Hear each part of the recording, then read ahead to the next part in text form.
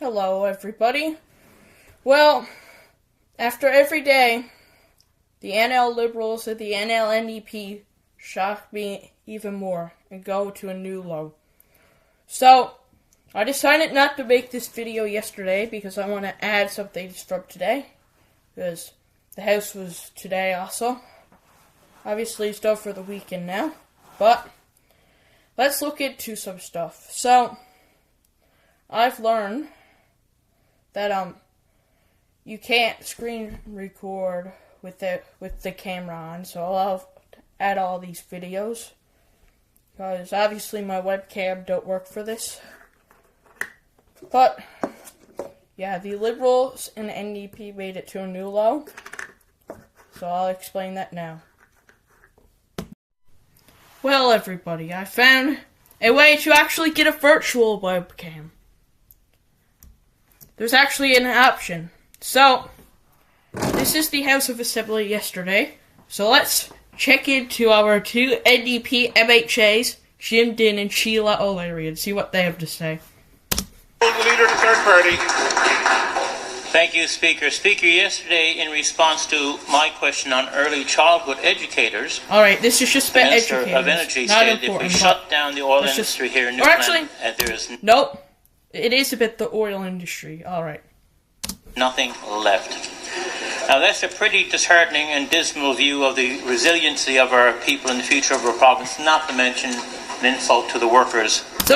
So he thinks it's an insult to workers that don't work in the oil and gas industry because Energy Minister, Government House Leader, Lloyd Parrott, said that there would be no future in NL without oil and gas. So he thinks that's offensive, guys. Who drive our economy. So I asked the Minister, will he use his own moral compass and apologise to every worker in our many industries so he's for making Lloyd Parrott apologise now. The value of the work they do to strengthen this province.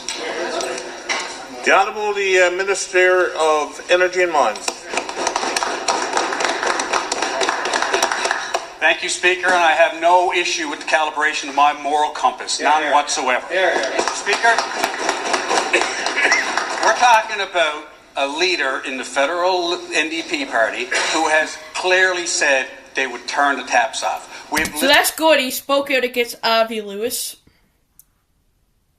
So let's hear the rest. Listen to the provincial leader say that they want to get away from oil and gas. We actually listened to the previous member from Labrador West, one of the largest industrial areas in this province, vote for carbon tax, something that could have crippled the mine. Yeah, so Labrador West is a PC district now, represented by MHA Joseph Power.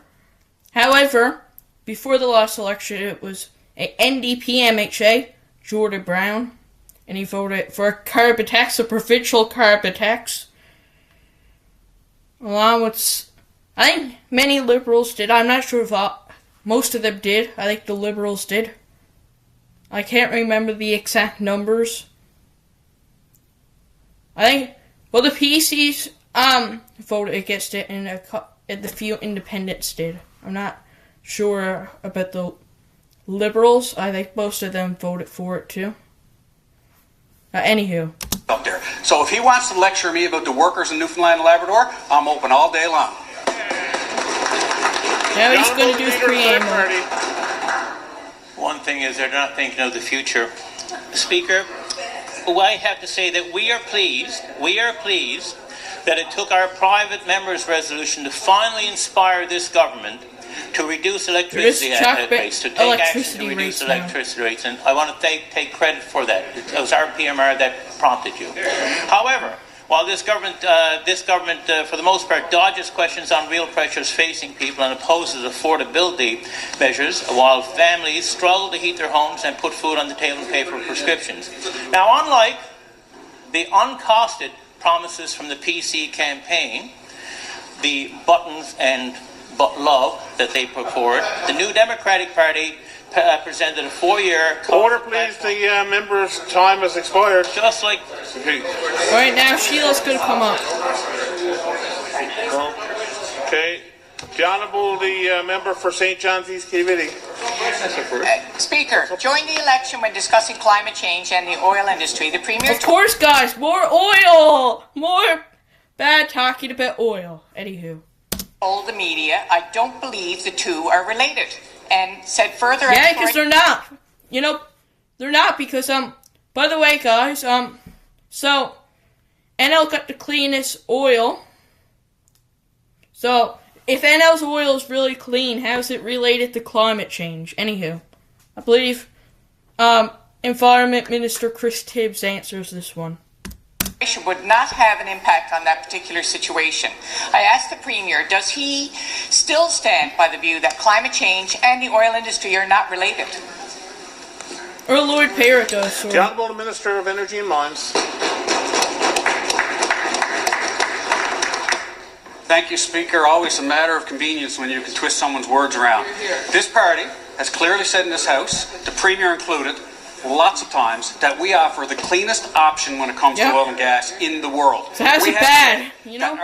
Our dependence on our offshore oil and gas should continue as long as oil and gas is coming out of the ground. We've also said, unlike the NDP, that we do not want our oil and gas coming from warlords to fund wars in countries that we depend on for grains. We support oil and gas. We support the environment. We will transition to green energy utilizing every tool we have in our tool chest. Yeah, so essentially, yeah. So like what Lloyd said, that oil and gas should be around until until all of it's out or ends, or, you know, which I agree with, you know. I don't know how, like, Sheila thinks oil is suddenly bad for the environment. Is that related? I don't know how, because, the oil is green energy, essentially. Clean oil, very clean oil, off the coast of NL, but, anyhow. The member for St. John's East Committee. Looking forward to that just transition. So, Speaker, even with snow still on the ground in some areas, we are already seeing fire bans due to brush fires. Last summer, workers and farmers felt the impacts of climate change, and we saw lost communities. So while the government continues to focus only on oil, I asked the minister responsible, when will they take climate change seriously and release a comprehensive climate action plan? My God, Sheila, oh my God. We need a climate plan that ends oil. Anyways, here's the Environment Minister, Chris Tibbs. Minister of Environment, Conservation and Climate Change. Thank you very much, Mr. Speaker. As a former oil driller myself, Mr. Speaker, we know that we have to reach a balance when it comes to climate activities, climate change. You could do that and easily. The oil is industry. clean. And it's something that we do on a day-to-day basis. But make no mistake, Mr. Speaker, this Premier and this government will put oil and gas and the environment, climate change, they will balance this in time to come. We are working with stakeholders presently every single day to ensure that we reach our goals for climate action and climate relief in the near future. We will get to a greener tomorrow, but it has to take money from our oil and gas to get there as well. So we will find that balance, we will continue to find that balance, and we'll keep the best interests of the people of Newfoundland and Labrador at all times. Thank you.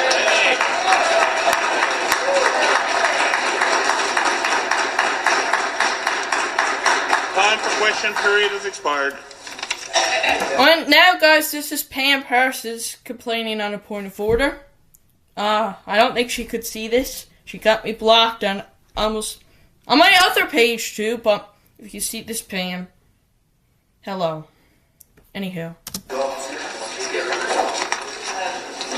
The honourable member for Harbour Grace Portagrave. Thank you, Speaker. And I rise on a point of order, Section 49. Just earlier this morning in debate, the member from Terra Nova, and the minister responsible for energy and mines, actually chastised the member for Mount Pearl North for using, in her debate, talking about members who have voted in this House when he just stood in question period and... Now, the member for Mount Pearl North, Lucy Stoyles. I actually like her. She's a nice person in that. And isn't, like, corrupt. But, anywho, so that's just Pam complaining on a point of order. So, let's go to...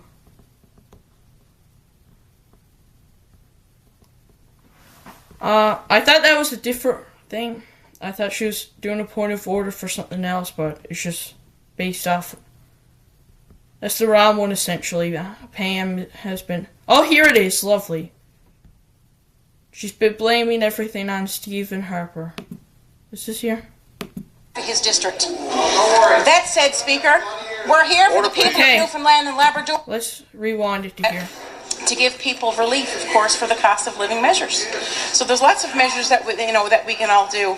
And at this time as well, I also want to give, I would like to give a bouquet out to Dennis Brown, the former consumer advocate, because Dennis had worked tirelessly, always a loud advocate on what can be done, especially when it came to power rates and whatnot. I'm just gonna go here, board and whatnot, but ultimately we are the lawmakers here in Newfoundland and Labrador when it comes to provincial legislation and living under provincial regulatory bodies and utilities such as Newfoundland Power. And that said, I'd be remiss if I didn't talk about the rate mitigation. People are scared now, Speaker, when they get those bills, whether they get them online, whether they come in the paper form, it's enough to scare you to death. Speaker, the amount of rising costs of these bills. As was mentioned, they've risen by 25% in actual the PMR over the last several years. But imagine, Speaker, if we did not have rate mitigation from Ottawa, if we weren't receiving rate mitigation to the tune of $500 million annually that comes from our federal government, who worked with the government of the day to give this province rate mitigation. We know what we're paying now. I mean, I hear people are paying $700-800 a month now in the winter months, and even higher. I mean, I've heard people say, constituents say, my power bill is just like a mortgage payment, Speaker. So imagine if we didn't have the rate mitigation to offset the power bills that we have, and that's only by the good graces of Ottawa. We look back to the times when we had a Stephen Harper government in Ottawa, and would we think that the Harper government would have agreed to give Newfoundlanders and Labradorians rate mitigation? She'd be rude to I'm not the sure other if they would, side now. Considering that the cuts were taken when we lost our maritime rescue subcenter. I guess, yes, to be fair, I guess they were both fighting, but taken away, but I digress, Speaker, to get back to the legislation. So we do yelling. Oh, I'm hearing some chirping over there again. Would a member from CBS like to stand? How I can not sit. she is, guys. Speaker? Order, please. Order, please. Order, please. I want to hear the honourable member. The member from CBS finds this topic awfully funny. He's laughing. Yeah, guys, I'm sorry. I almost slipped out, I try to keep this PG-13, but I almost slipped out the F-bomb. I don't know if I did or not. And I'm here talking about affordable measures where people are going to have their power cut off, and he's over there acting like a jester making jokes at my expense here on behalf of my constituents. So by the way, she's referring to the Deputy Premier, Barry Penton. If he wants to talk, he can stand and I can sit. That said, I'm going to do, as he's still chirping, Speaker? Still chirping. Order, please. And just for the record, the member from CBS is actually counting down the clock saying, 40 seconds, hurry up. I would advise that honourable member to act like an honourable member. Oh my God, guys. I advise you, Pam, to act like an honourable member. Oh yeah, you're not very honourable anymore. You're in opposition. I guess she still technically got honourable in her name. She had 2 cabinet posts. She had woman and gender equity from 2021 to 2025. Then for a few months, once Hogan became premier, she was Minister for Workplace NL. That said, Speaker, we're here for the people of Newfoundland and Labrador. I commend the third party for bringing this forward. I know that we are supporting this private member's resolution on behalf of the people of Newfoundland and Labrador. I say, Speaker, that side, they're government now, so it's time to act like it. Thank you, Speaker. Anyways, guys, so I'm not going to show the video, but also, there's been a lot going on with Andrea Barber. The Liberals keep harassing her, despite her apologizing about the tourism AI ad which is not that important for me to explain, but most of you guys probably seen it. So she spoke on a point of privilege. I'm not going to get into that today, because I'm running out of time. So anyways, guys, I'm going to wrap up this episode. I hope you all have a great day. And, guys, I don't know how you even get this off. How do you get this off, guys? I don't know. How do I stop screen recording? Do any of you guys know? I'm generally just gonna Google it. How to stop screen recording on Chromebook. Oh, here, guys.